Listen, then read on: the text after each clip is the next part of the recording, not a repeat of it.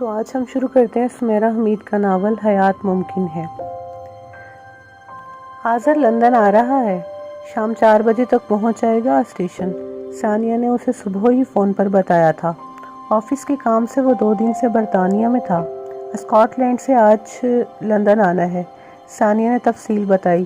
ثانیہ کا وہ فون اس کے لیے کسی معجزے کے رونما ہونے کی خبر سے بڑھ کر تھا۔ آپ سے ملنے نہیں آ رہا آنٹی، اپنے کسی کام سے آ رہا ہے۔ میں نے آپ کو بتا دیا ہے، آپ اسے دور سے دیکھ لیجئے گا۔ اگر اسے معلوم ہوا کہ میں نے آپ کو اس کے آنے کا بتایا ہے تو وہ بہت ہنگامہ کرے گا، پلیز آنٹی۔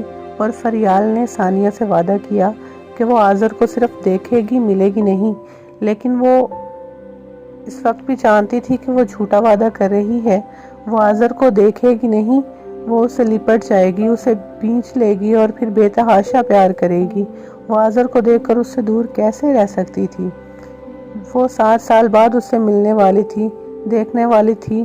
جب وہ گھر چھوڑ کر گیا تھا اس وقت وہ 18 سال کا تھا، فریال کے لیے چھوٹا سا بچہ۔ اب وہ خود ایک بچی کا باپ بن چکا تھا۔ اتنا لمبا عرصہ، اتنے بہت سارے دن، اتنی لمبی لمبی راتیں میں نے آذر کو یاد کرتے، اسے پکارتے، اس کے لیے روتے ہوئے گزاری تھیں۔ ثانیہ کا فون سنتے ہی وہ فوراً لندن ریلوے اسٹیشن آ گئی۔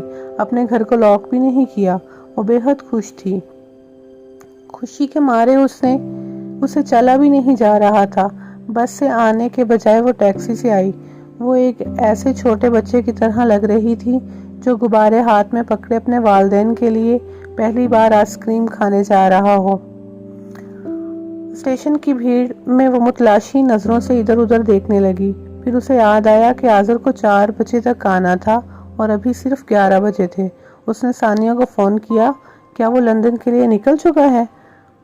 وہ ایک بار پھر سے تصدیق چاہتی تھی کہ وہ لندن آ رہا ہے۔ ابھی وہ اسکاٹ لینڈ میں ہے آنٹی، آپ کو بتایا تو تھا نا کہ وہ آپ کہاں ہیں؟ ثانیہ اچانک چونک کر بولی، میں اسٹیشن۔ آپ 11 بجے ہی اسٹیشن آ گئیں؟ میں نے غلطی کی آپ کو بتا کر۔ ثانیہ کو افسوس ہوا تھا۔ یہ افسوس اسے تب نہ ہوتا اگر وہ فریال کی جگہ پر ہوتی۔ پلیز آنٹی، گھر چاہیے، اتنا وقت ہے، ابھی آپ یہاں کیا کریں گی؟ میں بہت خوش ہوں، تم میری فکر مت کرو۔ اسے خدشہ تھا کہ وہ 4 بجنے سے پہلے بھی آ سکتا ہے، وہ اپنا ارادہ بدل سکتا ہے، سو جلدی آنے میں کیا حرج ہے؟ وہ اسٹیشن کے بیرونی دروازے کے پاس آ گئی۔ وہ ایسی جگہ تھی جہاں سے وہ ہر آنے جانے والے کو دیکھ سکتی تھی۔ وہ اسٹیشن کے اندر سے اسے نہیں ڈھونڈ سکے گی، مگر یہاں آذر اس سے بچ کر نہیں گزر سکے گا۔ وہ قریب سے ہی ایک جگہ پر بیٹھ گئیں اور ٹکٹکی لگا کر ہر ایک کو دیکھنے لگیں۔ ابھی اس کے جانے کا وقت نہیں ہوا تھا، مگر کون جانے کہ وہ آ جائے۔ وہ گزرنے والوں کی شکل کی طرف دیکھتی اور پہچاننے سے پہلے ہی مسکرانے لگتی۔ اسے ڈر بھی تھا کہ اس کے پلک جھپکنے کے دوران ہی کہیں آذر اس سے بچ کر نہ نکل جائے۔ وہ ایک لمحے بھی نظریں ادھر ادھر کرنا نہیں چاہتی تھی۔ 11 سے 12 اور 12 سے 1 بج گیا۔ وہ اسی ایک جگہ پر نظریں جمائے کبھی کھڑی ہوتی، کبھی بیٹھ جاتی۔ وہ خوش تھی، مگر اسے چین و قرار نہیں تھا۔ دوپہر کے کھانے کا وقت ہو چکا تھا، لیکن اسے بھوک پیاس محسوس ہی نہیں ہو رہی تھی۔ اس کا دل چاہا کہ وہ کاؤنٹر تک جائے اور اسکاٹ لینڈ سے آنے والی ٹرین کا پوچھے، لیکن یہ بھی نہیں چاہتی تھی کہ اسے ٹرین لیٹ یا ٹرین سرے سے آ ہی نہیں رہی کی منحوس خبر سننے کو ملے، جبکہ ایسی خبروں کا کوئی امکان بھی نہیں تھا، لیکن اس کے نزدیک کچھ بھی ہو سکتا تھا۔ وہ وہم کو دل میں جگہ دینا نہیں چاہتی تھی، مگر وہ دل میں جگہ بنا رہے تھے۔ اس کی آنکھیں ایک بار پھر نم ہو گئیں۔ اس نے ایک بار پھر نہیں سوچا کہ آذر اس سے ملنے نہیں آ رہا۔ وہ وہاں ایسے انتظار کر رہی تھی جیسے آذر نے اسے فون کر کے وہاں آنے کے لیے کہا ہو۔ تکلیف اور خوشی نے اس کے چہرے پر شکنوں کو نمایاں کر دیا تھا۔ ایک لمبے عرصے کے بعد وہ آذر سے ملنے جا رہی تھی۔ اس کی اپنی ماں سے نفرت اتنی بڑھ گئی کہ وہ اسے سزا دینے کے لیے گھر ہی چھوڑ گیا۔ اچھی سزا تھی جو فریال نے خوب کاٹی۔ وہ ایک کرپٹ عورت کے ساتھ رہنا نہیں چاہتا تھا، خاص کر ایسی عورت کے ساتھ جس کی وجہ سے اس کے باپ اسے بھی ہمیشہ کے لیے چھوڑ گیا۔ وہ ایک بری عورت تھی جو بار بار اسے کہہ گیا تھا کہ وہ بری عورت ہے اور وہ اس عورت کے ساتھ نہیں رہنا چاہتا۔ चेंज।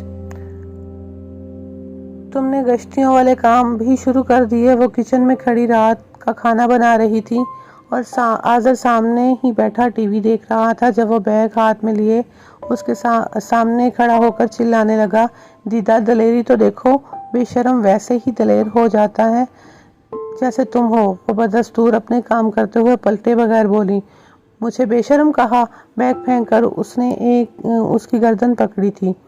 तुम्हें तुम्हारी असलियत बता रही हूँ। इसे अपनी गर्दन आज़ाद करवा कर वो किचन से बाहर निकली। आज़र सहमा हुआ ये मंजर देख रहा था। आज़र तुम कमरे में जाओ, मैं अभी आती हूँ, वो आज़र के पास आकर बोली। वो जानती थी अब ये तमाशा रात गए तक लगा रहेगा।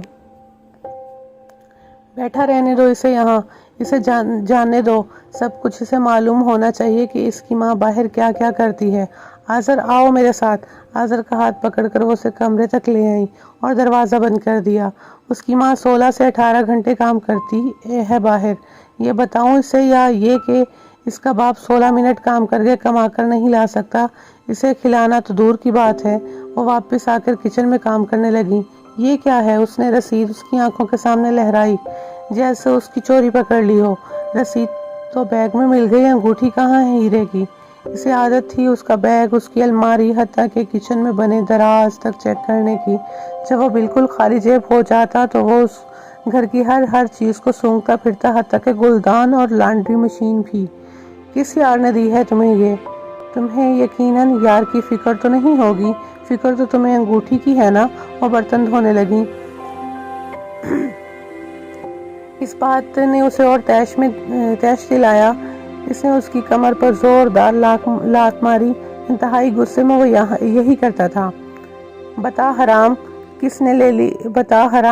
किसने लेकर दी है? उसने एक सांस में 4-5 गालियां दे डाली।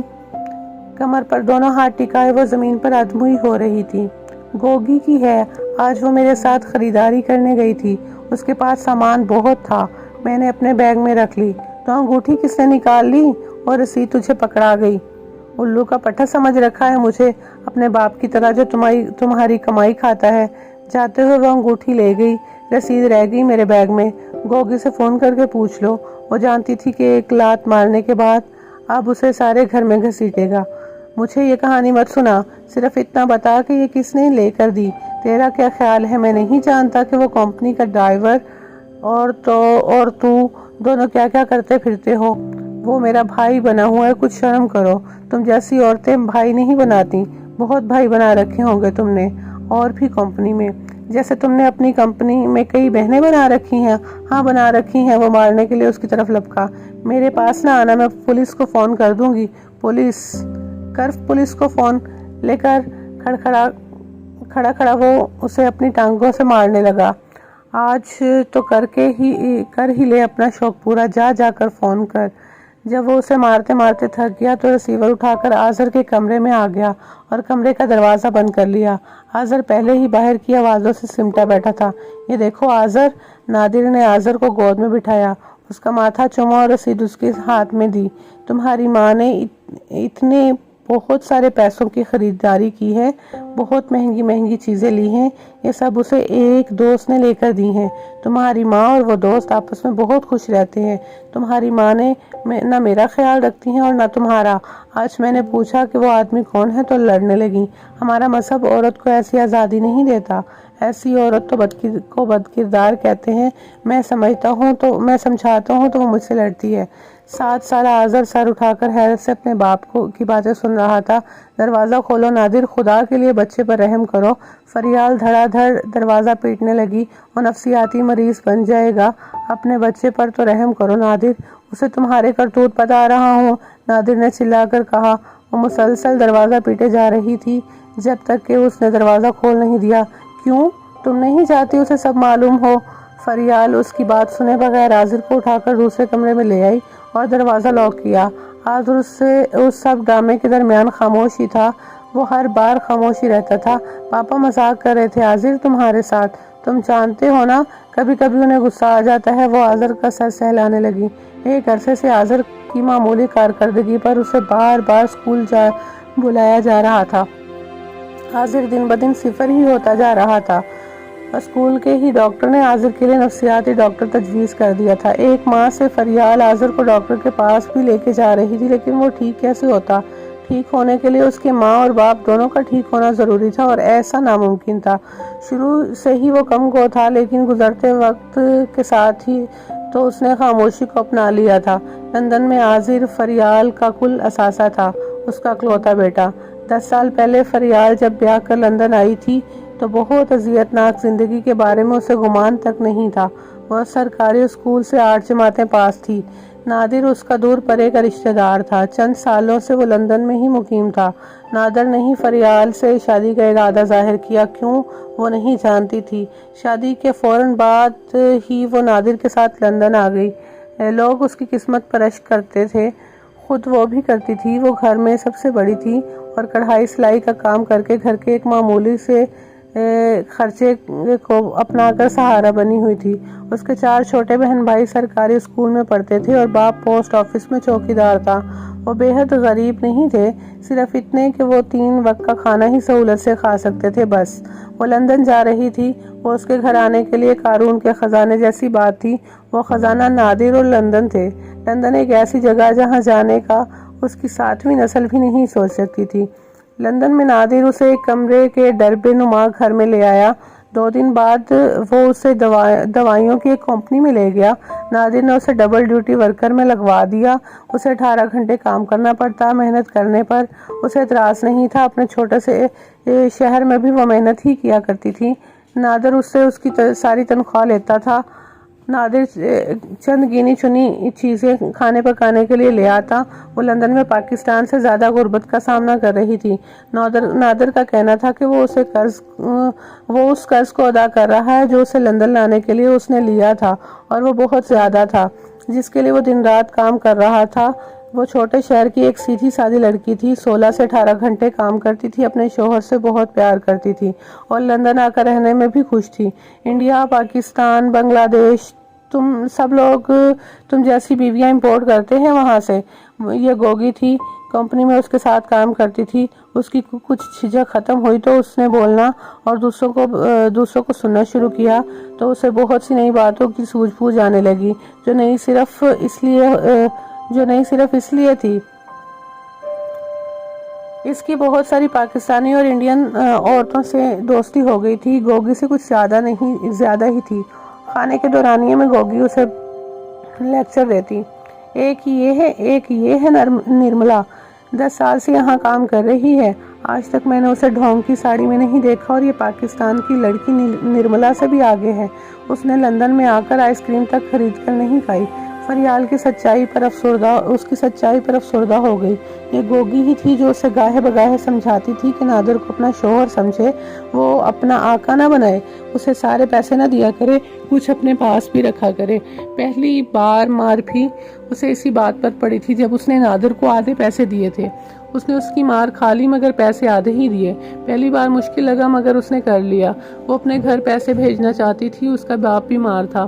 اگر وہ کماتی تھی تو اس کی کمائی پر صرف اسی کا حق تھا، یہ گوگی کا کہنا تھا، جسے وہ جلدی ہی سمجھ گئی۔ ٹھیک 2 سال بعد ہر بار نادر اسے پیسوں کے لیے مارتا، خود وہ پتہ نہیں کیا کرتا تھا، کئی دنوں کے لیے غائب رہتا تھا اور کبھی ہفتوں کے لیے۔ اس میں اتنی ہمت نہیں تھی کہ وہ اس سے پوچھے کہ وہ کہاں جاتا ہے اور کیا کرتا ہے۔ وہ اس کی مار کھا لیتی تھی مگر پھر بھی اس کی مار اور غصے سے ڈرتی تھی۔ تھوڑا بہت بھی وہ اپنے دوستوں کے کہنے پر بول لیتی تھی۔ 3 سال بعد جب عازر آنے لگا تو گوگی کے مشورے پر ہی فریال نے گھر بدل لیا۔ ہمت ہے تمہاری، تم اس غسل خانے جتنے گھر میں کیسے رہتی ہو؟ گوگی نے ہی کرائے پر گھر لے کر دیا، کچھ اپنے جمع شدہ پیسوں اور کچھ گوگی سے ادھار لیے، اور وہ 2 کمروں کے فلیٹ میں کرایہ دار بن کر رہنے لگی۔ صاف ستھرا گھر اس کی زندگی میں خوشگوار تبدیلی لایا۔ اسے اچھا لگتا تھا اس گھر میں رہنا۔ حیرت انگیز طور پر نادر نے اس کے گھر بدلنے پر کوئی ہنگامہ نہیں کیا۔ کرتا بھی کیوں، گھر کا کرایہ بھی اسے دینا تھا اور اخراجات تو وہ پہلے ہی خود اٹھاتی تھی۔ جب نادر پورے پیسے لے لیتا تھا تب بھی گنی چنی چیزیں ہی پکانے کے لیے لاتا تھا، تو تم جیسی پاگل عورتیں ہی مردوں کو شیر بناتی ہیں۔ گوگی اسے کافی عرصے سے سمجھا رہی تھی کہ وہ نادر کو پیسے دینا بند کرے، گھر کا کرایہ، روزمرہ کے اخراجات، عاذر کی ضروریات، اس کی اپنی صحت، مگر وہ کیسے یہ سب کرتی؟ وہ بار بار اسے یہی دھمکی دیتا تھا کہ وہ اسے پاکستان واپس بھیج دے گا۔ وہ پاکستان جانے سے بہت ڈرتی تھی۔ یہاں تو وہ پھر بھی اچھا خاصا کما لیتی تھی، گھر بھی پیسے بھیج دیتی تھی، وہاں وہ کیا کما سکتی تھی؟ صرف 2-2.5 ہزار مہینہ۔ نادر اس کے گھر میں چھپا کر رکھے پیسے بھی نکال کر لے جاتا تھا۔ اسے یہ پرواہ بھی نہیں تھی کہ وہ اکیلی گھر چلاتی ہے، بچے کو سنبھالتی ہے۔ ایک دن پاکستان سے اس کے گھر والوں کا فون آیا۔ ان کا کہنا تھا کہ نادر کی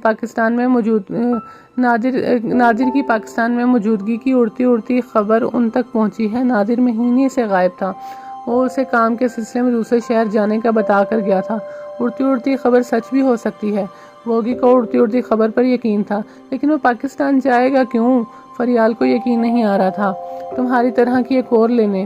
گوگی سنجیدہ تھی۔ ایسا نہیں ہو سکتا۔ اس نے اپنے گھر والوں سے کہہ دیا کہ نادر یہی ہے، وہ انہیں پریشان نہیں کرنا چاہتی تھی۔ اپنے گھر والوں سے کہو وہاں پتہ کریں، وہ وہی ہے، مجھے یقین ہے۔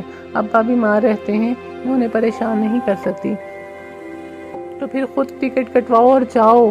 گوگی کو غصہ آیا۔ وہ اتنی سمجھدار ہمت والی ہوتی تو ابھی تک نادر کی بیوی نہ ہوتی۔ جب نادر آیا تو اس نے اس سے پوچھا، پاگل تو نہیں تمہارے گھر والے؟ مجھے کیا ضرورت ہے پاکستان جانے کی؟ اس کا پاسپورٹ دیکھنا تھا۔ دیکھا؟ گوگی پوچھ رہی تھی۔ وہ تو اسی کے پاس ہوتا ہے، میں کیسے دیکھتی؟ پھر جا کر اپنا ڈربہ چیک کرو۔ گوگی نے نہ صرف مشورہ دیا بلکہ اسے ساتھ لے کر بھی گئی۔ اس ڈربے میں واقعی ایک اور مرغی موجود تھی، انتہائی سادہ اور سہمی ہوئی۔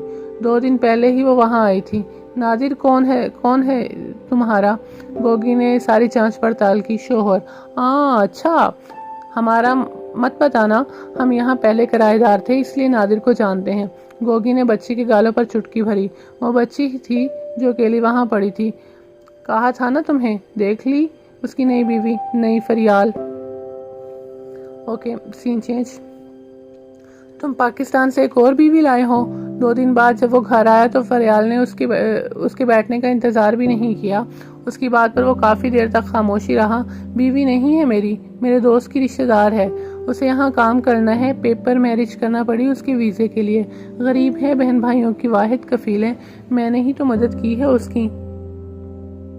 وہ اسے اور 2-3 باتیں سنا کر سونے چلا گیا۔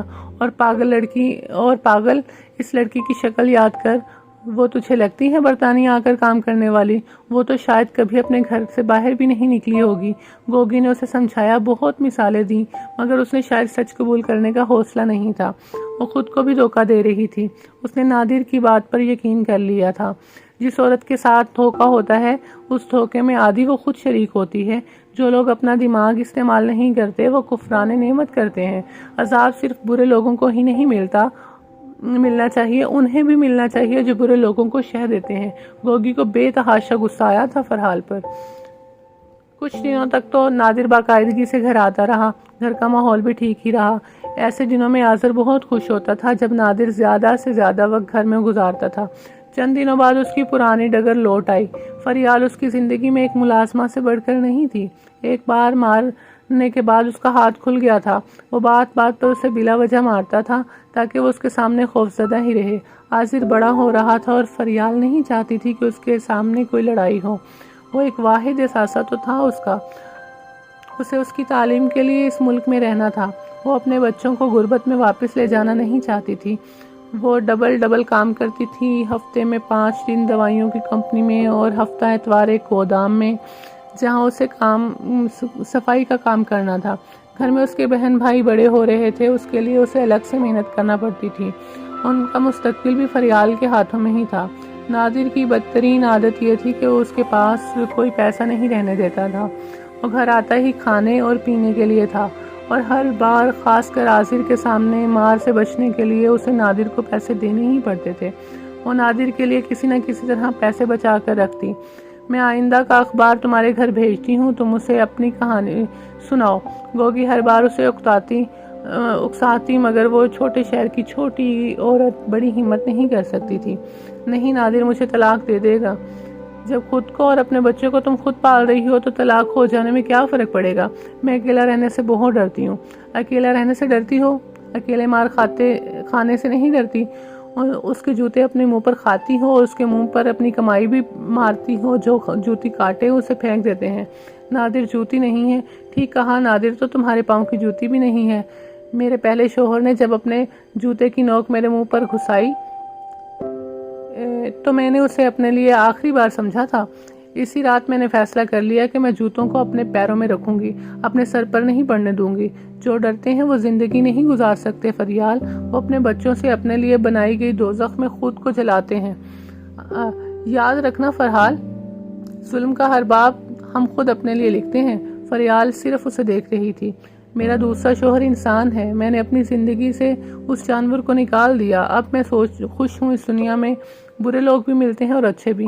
میں عاذر سے اس کا باپ نہیں چھین سکتی۔ تم جانتی ہو بروکن فیملیز کے بچے کیسے ہوتے ہیں؟ بروکن فیملیز کے بچے جیسے بھی ہوتے ہیں وہ انسان ہی رہتے ہیں۔ نادر کے زیر سایہ تو عاذر انسان بھی نہیں رہے گا۔ خود پر رحم کرو۔ عاذر بڑا ہو کر جان جائے گا کہ تمہارے لیے طلاق کتنی ضروری تھی۔ پاکستانی ان پڑھ بیویوں والی سوچ کو آگ لگا دو، طلاق لے لو۔ لیکن عاذر کا مکمل خاندان کا خواب ٹوٹ جائے گا۔ وہ وی آر فیملی سیریز بہت شوق سے دیکھتا ہے گوگی۔ تم پچھتاؤ گی فرحال۔ امید اچھے کی جاتی ہے، نادر سے کسی اچھے کی امید مت رکھنا۔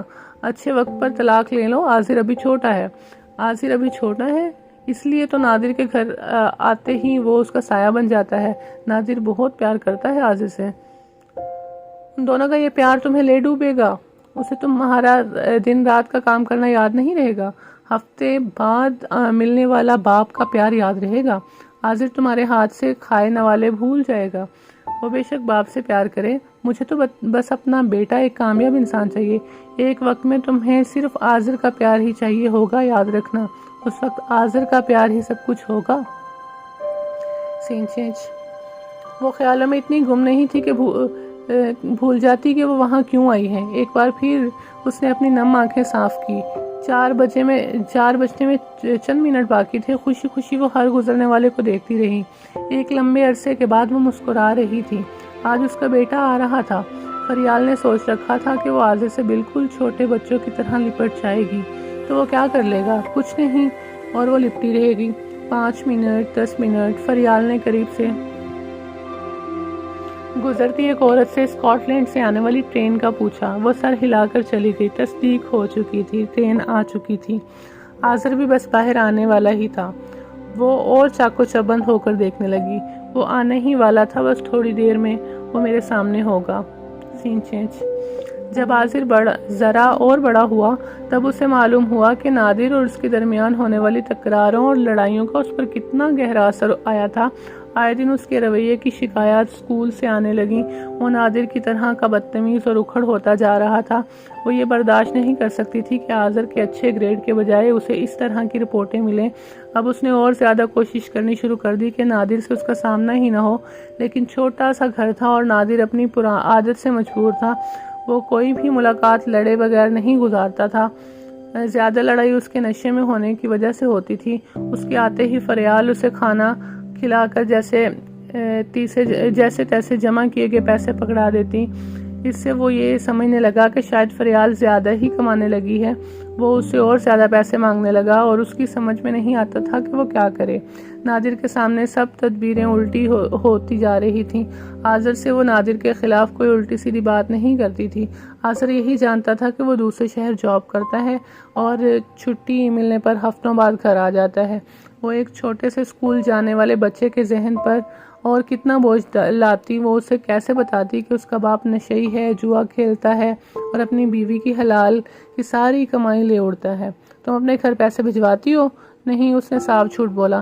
میرے ساتھ ہیرا پھیری مت کرو فریال، اس نے دھمکیوں میں اس لہجے میں کہا تھا۔ میرے پاس ثبوت ہیں، میں اپنے منہ سے خود اگل دو ورنہ جلتے چولہے پر رکھ دوں گا۔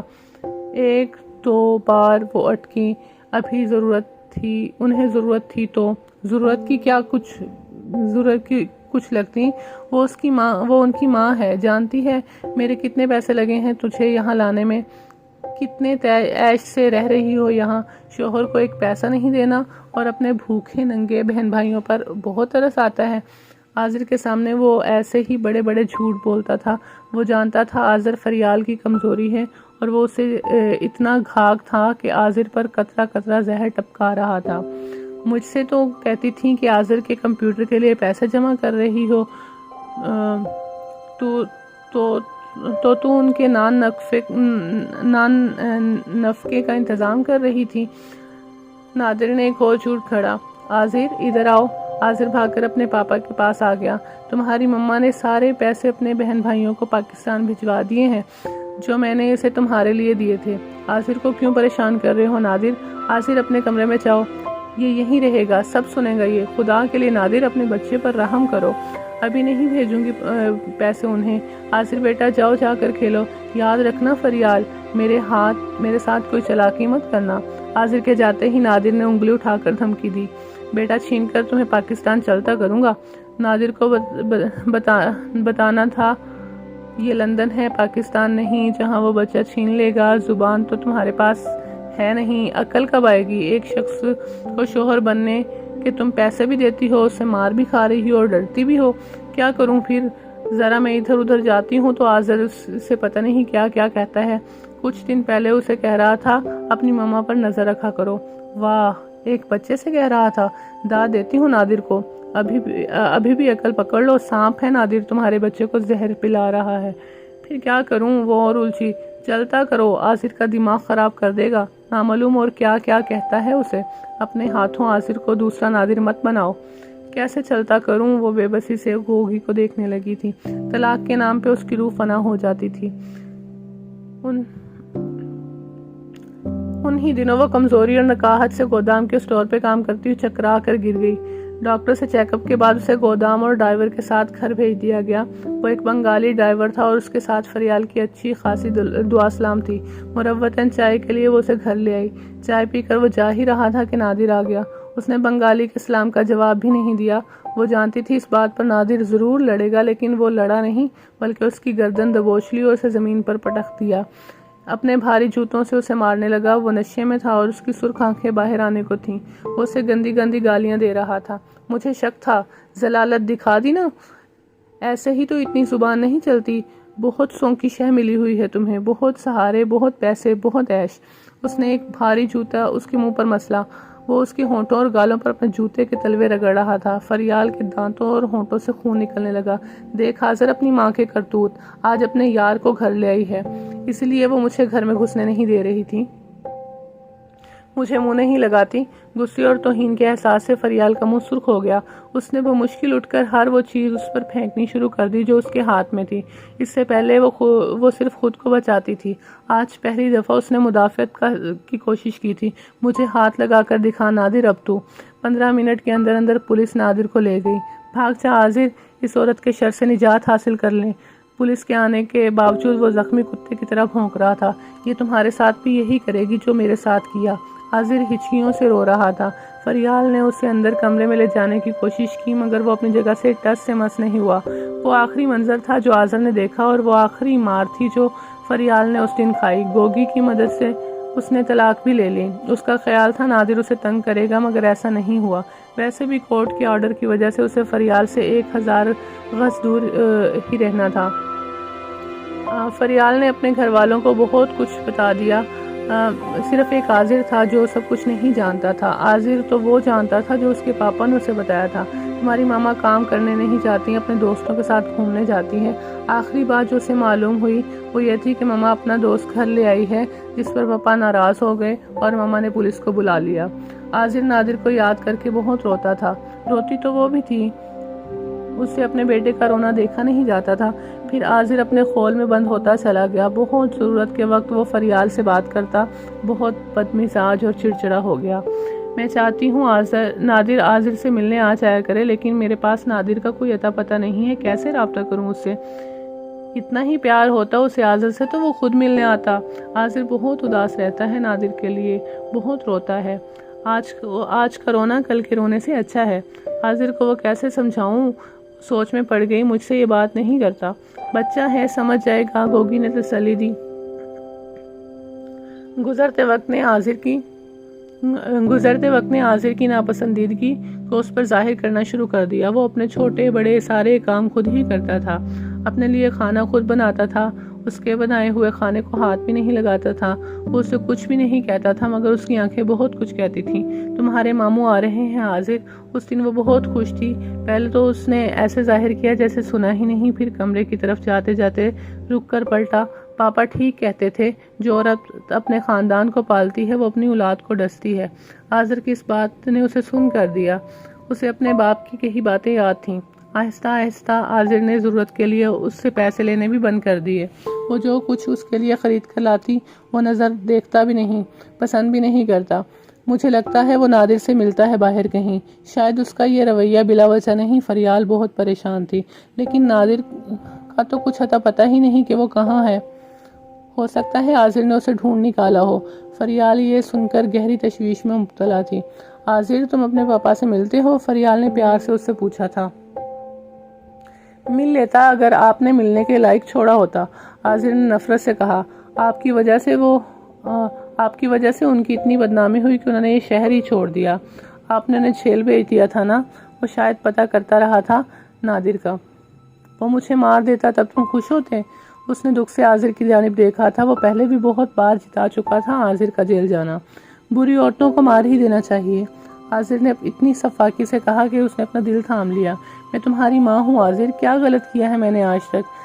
کیا غلط کیا تھا پاپا نے؟ آپ کو روکتے ہی تھے نا، دن بھر باہر رہتی تھی اپنے دوستوں کے ساتھ۔ تو اب تم اتنے بچے نہیں ہو کہ یہ جان نہ سکو کہ تمہاری ماں دوست رکھنے کی شوقین نہیں تھی۔ اور وہ جو صدیقی آیا تھا، انکل کہو انہیں، بھائی ہے وہ میرا، ہر برے وقت میں میری مدد کی ہے اس نے۔ بھائی، بچہ نہیں ہوں میں؟ عاذر نے ان کے اس رویے سے کہا کہ وہ دل برداشتہ ہو گئی کہ اس کے دل میں درد رہنے لگا۔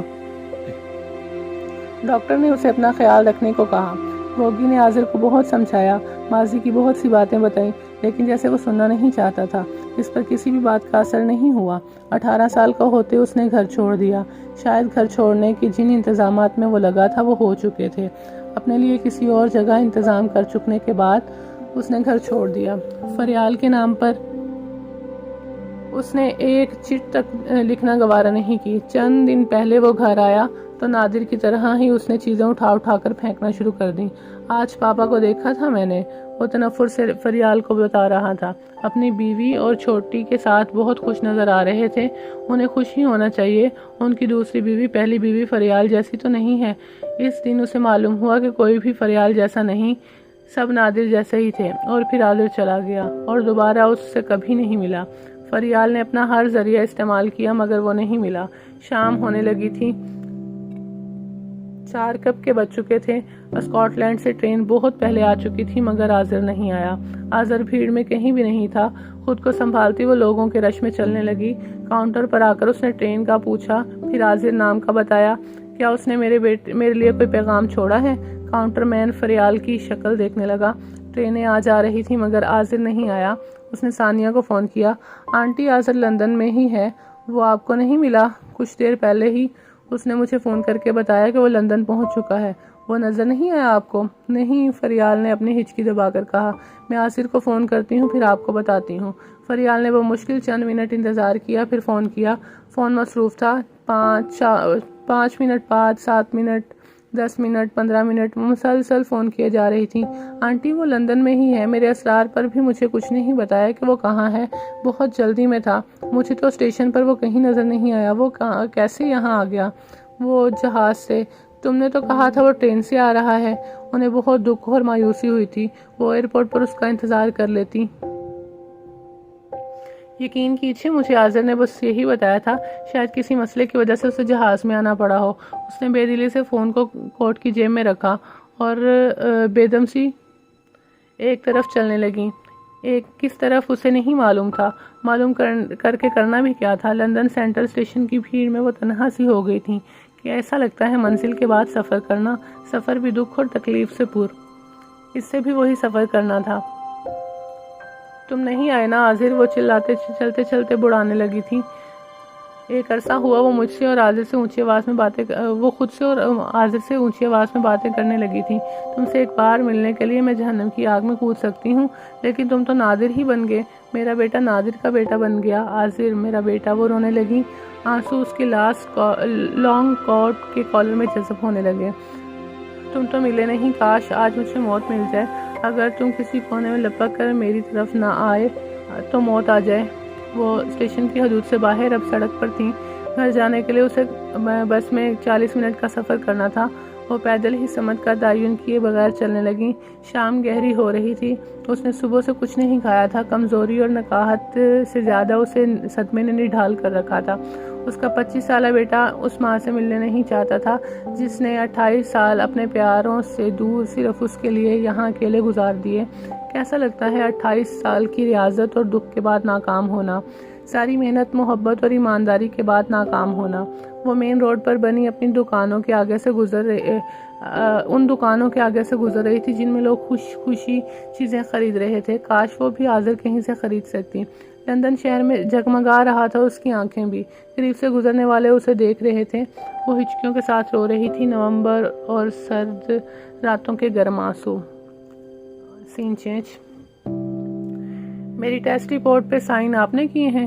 عاذر اس وقت 9ویں جماعت کا اسٹوڈنٹ تھا. وہ کچن میں کام کر رہی تھی جب وہ دروازہ زور سے بند کر کے اس کے سامنے کھڑا پوچھ رہا تھا. خود سے تو وہ اپنی ڈائری، رپورٹس، نوٹس دکھاتا نہیں تھا اسے. وہ خود ہی بیگ چیک کرتی تھی. ہاں. کیا میں نے آپ سے کہا تھا سائن کرنے کو؟ تمہیں کہنا چاہیے تھا. یہاں میرے ہی سائن ہونے تھے. یہاں میرے ڈیڈ کے سائن ہونے تھے.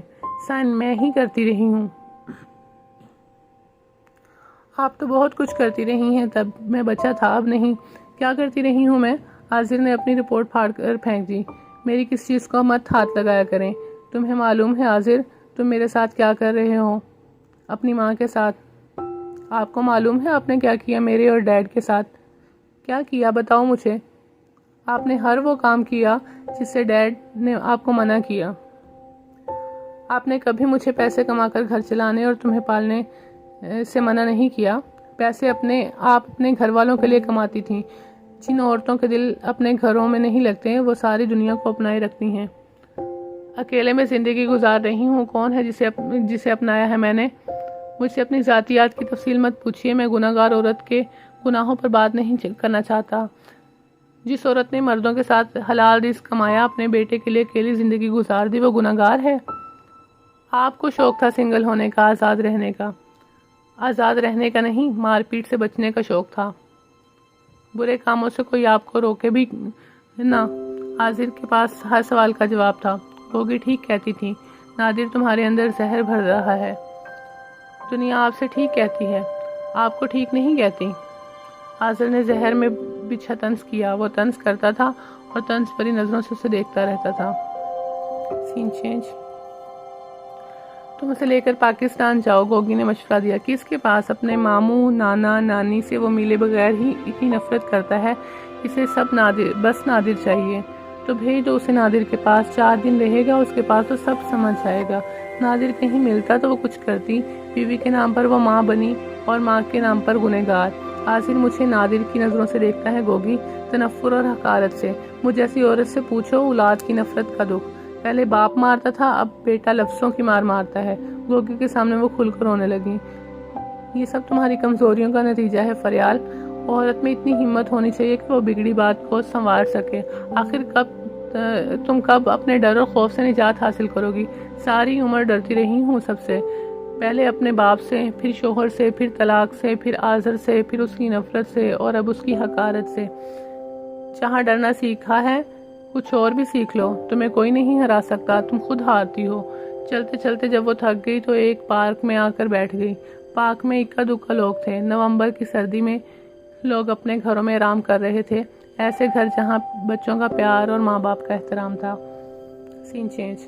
عاذر 16 سال کا ہوا تو فریال سے چھوٹا بھائی نعمان لندن پڑھنے اور کام کرنے کے لیے آیا. وہ اسٹوڈنٹ ویزے پر آیا تھا. نعمان ایئرپورٹ سے فریال کے گھر ہی آیا تھا. فریال نعمان کے آنے پر بہت خوش تھی. ایک طویل مدت کے بعد کسی سے ملنے والی تھی، کسی اپنے سے. لیکن عاذر کو یہ بات پسند نہیں آئی. وہ کھیلنے کے بعد باہر سے آیا اور اب اتنی نفرت سے نعمان کی طرف دیکھا کہ وہ اٹھ کر اسے پیار بھی نہیں کر سکا۔ اپنے کمرے میں جا کر اس نے اپنے کمرے میں چیزیں پھینکنی شروع کر دی۔ نعمان سب سمجھ گیا۔ فریال گہری سانس لے کر رہ گئی۔ یہ مغرب ہے یہاں کے بچے، وہ اتنا ہی کہہ سکی۔ وجہ مشرق مغرب نہیں ہوتی آپی، یہ بھی اتنا ہی کہہ سکا تھا۔ نعمان فریال کے ساتھ ہی رہنے آیا تھا اور فریال بھی اسے اپنے ساتھ ہی رکھنا چاہتی تھی، مگر وہ ایسا کیسے کرتی؟ یہ شخص دوبارہ اس گھر میں نہیں آئے گا۔ نعمان کے جاتے ہی عاذر چلانے لگا۔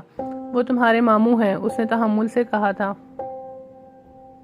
وہ صرف آپ کا بھائی ہے، اس نے انگلی اٹھا کر کہا تھا۔ نعمان عاذر کی موجودگی میں پھر نہیں آیا۔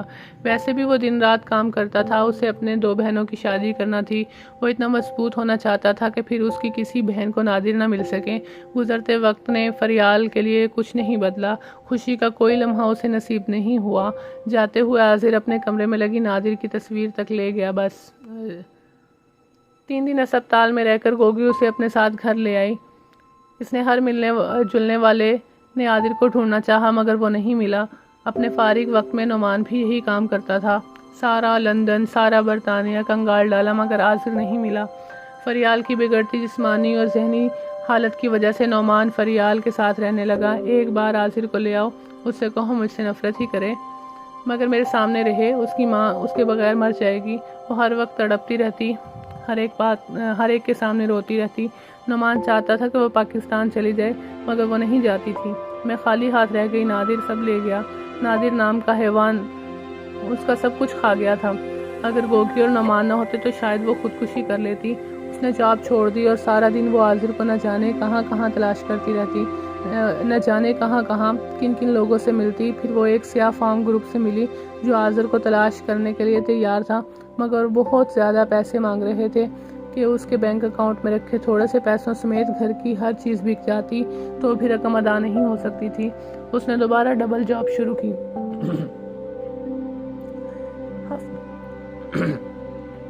ہفتہ اتوار دوسری جاب۔ اس نے 1 پاؤنڈ بچانا شروع کر دیا۔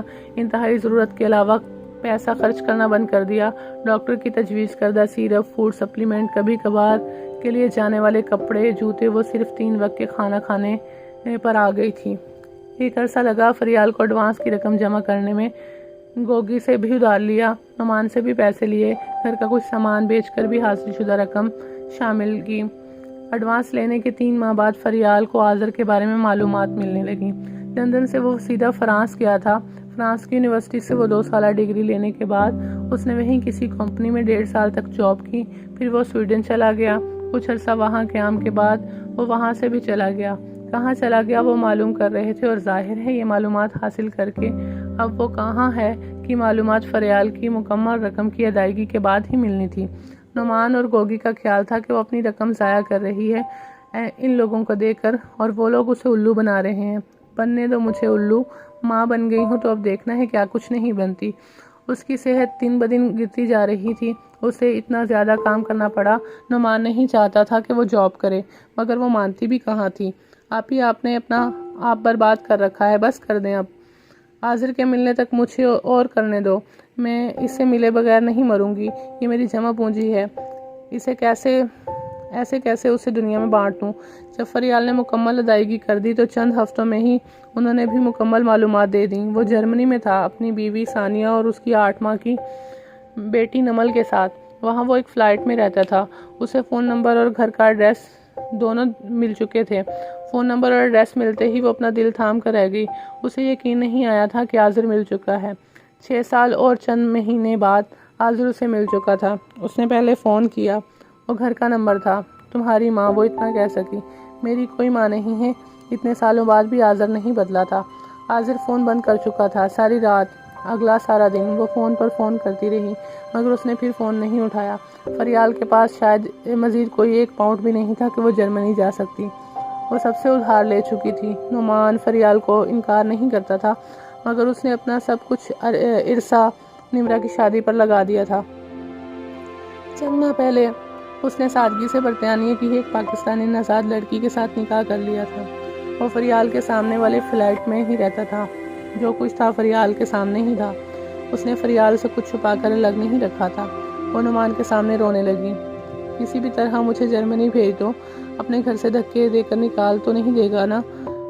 پھر تو اسے مجھ سے ملنا ہی پڑے گا، فریال نے ٹھوس دلیل دی۔ نعمان نے اپنا سب کچھ نکال کر اپنی بہن کے سامنے رکھا، اپنی گھڑی، لیپ ٹاپ، اپنی بیوی کے گولڈز کی ایئر رنگز، جو کچھ بک سکتا تھا وہ سب کچھ۔ نعمان اس کے جرمنی جانے کا انتظار کرنے لگا۔ اس دوران وہ مسلسل اس کے گھر فون کرتی رہتی۔ اس کی آواز سنتے ہی وہ فون بند کر دیتا۔ ایک دن ثانیہ نے فون اٹھا لیا۔ آصر نے کبھی آپ کا ذکر نہیں کیا، وہ سختی سے مجھ سے منع کرتا ہے کہ آپ سے متعلق کوئی بھی بات نہیں کرنی۔ وہ نرمی سے تحمل سے فریاد سے مخاطب تھی۔ فریال نے رو رو کر ثانیہ کو اپنی زندگی کے واقعات سنائے۔ اس نے یقین کیا یا نہیں مگر وہ خاموشی سے سنتی رہی۔ آپ کی وجہ سے وہ یہ گھر شفٹ کر رہا ہے آنٹی؟ کب؟ فریال کو لگا آذر ایک بار پھر سے کھو دے گی۔ آج کل میں جرمنی آ رہی ہوں ثانیہ، آپ مت آئیں آنٹی، میں کوشش کر رہی ہوں آذر کو منانے کی اور سمجھانے کی، اس وقت تک تھوڑا انتظار کر لیں۔ کتنا انتظار؟ اور ثانیہ وہ رونے لگی۔ کر سکتی تو کر لیتی۔ وہ میری بات نہیں سنتا آنٹی، آپ یہاں آئے تو مایوس ہوں گی، دکھی بھی۔ دکھی تو وہ اور بھی ہو گئی تھی۔ آذر گھر شفٹ کر چکا تھا۔ ثانیہ کو اس نے سختی سے منع کیا کہ وہ فریال سے بات نہیں کرے گی، پھر بھی کبھی کبھار ثانیہ چپکے سے فریال کو فون کر لیتی تھی، اور آج 3 ماہ بعد اس نے فون کر کے آذر کے لندن آنے کا بتایا تھا۔ جرمنی سے 2 دن پہلے وہ اسکاٹ لینڈ آیا تھا، پھر اسے لندن آنا تھا۔ وہ لندن آیا مگر اسے نہیں ملا۔ شام رات میں ڈھل چکی تھی۔ وہ پارک میں ایک ایسے انداز میں بت بنی بیٹھی تھی۔ وہ اپنے سرخ آنکھوں کو رگڑتی ہوئی اٹھی اور پارک سے باہر آ گئی۔ وہ ڈگمگا رہی تھی۔ اس کا دکھ اور تکلیف آج بے حد بڑھ چکی تھی، اتنی کہ اسے برداشت نہیں ہوئی۔ فٹ پاتھ کے ساتھ ساتھ چلتے وہ ایک دم سڑک پر گر گئی۔ آس پاس چلنے والے لپک کر اس کے قریب آئے۔ دکھوں کے عجیب انداز ہوتے ہیں، وہ آپ کو تہس نہس کر دیتے ہیں۔ سین چینج۔ آذر کو آفس کے کام سے اسکاٹ لینڈ بھیجا گیا تھا۔ برطانیہ سے باہر رہ کر بھی اس نے ہمیشہ نادر کو تلاش کرنے کی کوشش کی تھی۔ اسے کچھ خبریں ملی تو وہ پاکستان جا چکا ہے۔ اس نے وہاں کچھ بھی معلوم کروانا چاہا مگر ناکام رہا۔ اسے نادر کی دوسری بیوی کے بارے میں کچھ معلومات تھیں کہ وہ لندن میں ہی ہے۔ اس نے قیاس لگایا کہ اگر وہ لندن میں ہے تو نادر بھی ہوگا۔ لندن آ کر اسے کچھ وقت لگا گھر ڈھونڈنے میں مگر اسے مل ہی گیا۔ وہ ایک بڑا شاندار گھر تھا، اس کے ڈیڈ کا گھر، نادر کا گھر، اس کا گھر جس کے لیے وہ روتا رہا تھا، جس کا اس نے پاگلوں کی طرح انتظار کیا تھا۔ گھبرائے ہوئے انداز میں اس نے بیل بجائی۔ خوبصورت اور سمارٹ سی عورت دروازے پر آئی۔ اس نے مسکرا کر سوالیہ شکل بنائی۔ یہ وہی عورت تھی جسے آذر نے نادیہ کے ساتھ شاپنگ سینٹر میں دیکھا تھا۔ یہ وہی عورت تھی جسے آذر نے نادر کے ساتھ شاپنگ سینٹر میں دیکھا تھا۔ جب تک وہ بھاگ کر فرسٹ فلور سے گراؤنڈ فلور تک آیا تو وہ نظروں سے گم ہو چکے تھے۔ اسے پھر بھی کبھی نادر نہیں ملا۔ میں آذر ہوں، آذر گھبرایا۔ پاپا ہیں؟ اسے یقین تھا پاپا کی یہ بیوی اسے ضرور جانتی ہوگی۔ کون پاپا؟ وہ ابھی بھی مسکرا رہی تھی۔ نادر جمال۔ آذر بھی مسکرایا۔ خاتون کی مسکراہٹ غائب ہوگی۔ وہ یہاں کیوں ہوگا؟ اس بار وہ مسکرائی نہیں مگر جواب تحمل سے ہی دیا۔ آپ ان کی بیوی ہیں؟ تھی، ایک عرصہ ہوا ہماری طلاق ہو چکی ہے۔ آذر کی سمجھ میں نہیں آیا کہ طلاق پر افسوس کرے یا نادر کا پوچھے۔ اور ڈیڈ؟ اندر آ جاؤ۔ وہ اسے اندر لے آئی۔ گزرتے ہوئے آذر نے لاؤنج میں 2 کمسن لڑکا لڑکی کو فلم دیکھتے ہوئے دیکھا۔ تم اس کے کون سے بیٹے ہو؟ سوال تھا یا اقرار؟ آذر سمجھا نہیں۔ کون سے؟ وہ حیران ہوا۔ ہاں، کس بیوی کے کون سے بیٹے؟ پہلی بیوی کا بیٹا، میں ان کا ایک ہی بیٹا ہوں، آپ کے بچوں کے علاوہ۔ تمہیں یقین ہے تم اس کے اکلوتے بیٹے ہو؟ میری ایک بیٹی کے علاوہ؟ جی، اس نے آذر نے سر ہلایا تھا۔ اور تمہیں یقین ہے کہ تم اس کی پہلی بیوی کے بیٹے ہو؟ آذر کو غصہ آ گیا۔ میں فریال کا بیٹا ہوں، وہ اس کی پہلی بیوی تھی اور آپ دوسری، میں اس کی 8ویں بیوی تھی آذر، وہ تحمل سے بولی۔ اس طرح کے صدمے سے آذر پہلی بار 2-4 ہوا تھا۔ اسے سامنے بیٹھی عورت کی عقل پر گمان ہوا۔ اب بتاؤ اپنی مدر کا نمبر۔ آذر ایسے خاموش ہو گیا جیسے کچھ نہ بولے گا نہ پوچھے گا۔ سوال اتنی ہی تکلیف دیتے ہیں، جواب اتنا ہی غضب ڈھاتے ہیں۔ میں نے 1-2 بار نام سنا تھا فریال کا، شاید وہ تیسری بیوی تھی نادر کی۔ وہ خود سے بتانے لگیں۔ وہ کہاں ہے؟ کس بیوی کے گھر؟ آذر کو یہی سوال مناسب لگا۔ گھر؟ وہ حیران ہوئی۔ وہ حکومت کے گھر میں، جیل میں ہے۔ اتنا بڑا صدمہ، آذر کا سر گھوم گیا، آنکھیں نم ہو گئیں اور وہ دانستہ کمرے سے باہر چلی گئی۔ آذر کی حالت بتا رہی تھی کہ وہ جذباتی حالت ٹھیک نہیں۔ کچھ دیر بعد وہ کافی لے کر آئیں۔ جب میں نے اس کے ساتھ شادی کی تھی اس وقت میں بھی اس کی پہلی بیوی ہی تھی۔ پہلی سے شاید نادر کا مطلب تھا پہلی برطانوی شہری خاتون۔ باقی سب پاکستانی تھی نا۔ اس وقت میرا ایک 5 سال کا بیٹا تھا۔ 2 سال پہلے ہی میں بیوہ ہوئی تھی۔ مجھے وہ اچھا لگا تھا۔ وہ روزانہ میرے ریسٹورنٹ میں آتا تھا۔ میرا اپنا گھر تھا، ریسٹورنٹ تھا۔ مجھے صرف ایک شوہر ہی چاہیے تھا، لیکن اسے صرف ایک بیوی نہیں چاہیے تھی، اسے پیسوں کی مشین چاہیے تھی۔ نہ جانے کیسے میں اس کے جال میں آ گئی۔ اتنا عیاش اور بے غیرت انسان میں نے زندگی میں کبھی نہیں دیکھا۔ ریسٹورنٹ کے اکاؤنٹ میں ہیر پھیر کرتا تھا، پوچھا تو مجھ پر ہاتھ اٹھا لیا۔ اصلیت سامنے آنے لگی تھی اس کی۔ میں نے مزید معلومات کروائی تو مجھے اس کے ایک اور گھر کا پتہ لگا جہاں وہ اپنی 7ویں بیوی کو بیاہ کر لایا تھا اور جسے وہ جانوروں کی طرح مارتا تھا۔ تنزیلہ کچھ پڑھی لکھی بھی تھی اور سمجھدار بھی۔ ہم دونوں کو زیادہ وقت نہیں لگا تھا نادر کی اصلیت کا پتہ لگانے کا۔ وہ پاکستان سے لڑکیاں بیوی بنا کر لاتا تھا، یہاں اس سے دن رات کام کرواتا تھا اور اس کے سارے پیسے اپنے پاس رکھتا تھا۔ لڑکیاں کم پڑھی لکھی ہوتی تھیں جنہیں ٹھیک سے اپنا پاسپورٹ بھی پڑھنا نہیں آتا تھا۔ پولیس کے پکڑنے سے پہلے ہی نادر بیرون ملک بھاگ گیا۔ اپنی بیویوں کو ماں تو وہ بننے ہی نہیں دیتا تھا، پھر بھی وہ 4-5 بچوں کا باپ بن ہی گیا۔ ان میں سے ایک میری بیٹی ہے۔ اس دوران فریال کا نام سننے میں بھی آ گیا، مگر فریال سے ملاقات نہیں ہوئی۔ فریال، آذر کا دل و دماغ میں یہ نام گونجنے لگا۔ اس پر شادی کے نام پر لڑکیوں کو ایکسپورٹ کرنے کا ہی الزام نہیں، وہ ڈرگ سپلائر بھی ہے۔ خدا نے صرف شکل ہی اچھی دی تھی، ورنہ کوئی کام اچھا نہیں تھا۔ اس کے کام کی وجہ سے کوئی اس پر تھوکنا بھی پسند نہ کرے۔ آذر نے پسند کیا تھا اسے، اور وہ اپنی ماں کو دھتکارنا۔ اتنے سال وہ فریال نامی عورت سے نفرت کرتا رہا تھا۔ کچھ عرصہ پہلے مجھے خبر ملی کہ وہ امریکہ کے کسی جیل میں ڈرگ کے کسی کیس میں عرصے سے قید کاٹ رہا ہے۔ کیس کوئی بھی ہو، سزا وہ ظلم کی بھگت رہا ہے، اپنے گناہوں کی۔ اور فریال نے کس جرم میں سزا بھگتی؟ اس کا دماغ الٹ پلٹ ہونے لگا۔ میں چند ماہ پہلے ہی لندن شفٹ ہوئی ہوں، بیٹے کی یونیورسٹی کی وجہ سے، ورنہ اس شہر سے میری بہت تلخ یادیں وابستہ ہیں، خاص کر وہ پہلی مار جو میں نے نادر کے ہاتھوں کھائی۔ صرف ایک بار؟ آذر نے سوچا، اور وہ یہ سب کچھ اس نے بہت دیر سے سوچا۔